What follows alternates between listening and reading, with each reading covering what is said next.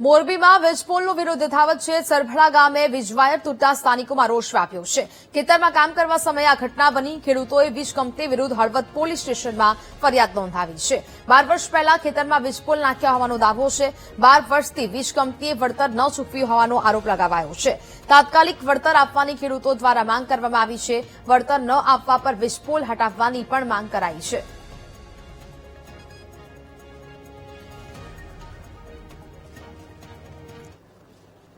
જે જેટકો કંપનીની જે વીજ લાઈન પસાર થઈ સરમડામાં ત્યાં એક તાર તૂટી ગયો છે અને પહેલા પ્રથમ 14-15 વર્ષ પહેલા તાર જે ઉભો કરેલી લાઈન છે એનું વળતર કોઈ ખેડૂતને આપેલ નથી। મારા પોતાના ખેતરમાં 1000 ફૂટ તાર આવે છે।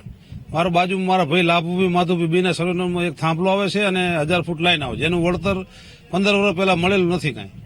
એટલે આજે તો આ એક તાર અમારા ગામમાં તૂટી ગયેલો છે, એની ફરિયાદ નોંધાવા આવ્યા છે। હળવદ અમે આજે આ જેટકો કંપનીની એના માટે ફરિયાદ લખાવવા આવ્યા છીએ।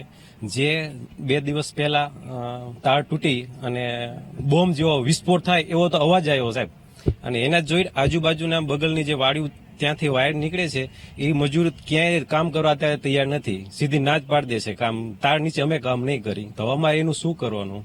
હવે અત્યારે ફરિયાદ નોંધાઈ જાય પછી અમે જેટકો કંપનીને જાણ કરી દેશું અને આ લોકો નુકસાનીનું, તારનું, થાંભલાનું 13 વર્ષથી આ લાઈન નખાઈ ગઈ છે, હજી કોઈને કાંઈ દીધું નથી।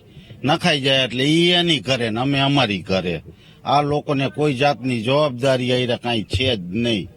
આ લોકોને એના કામ આયરે મતલબ એ તાર જોઈન્ટ કરી અને એને લાઈન ચાલુ કરી દેવી છે।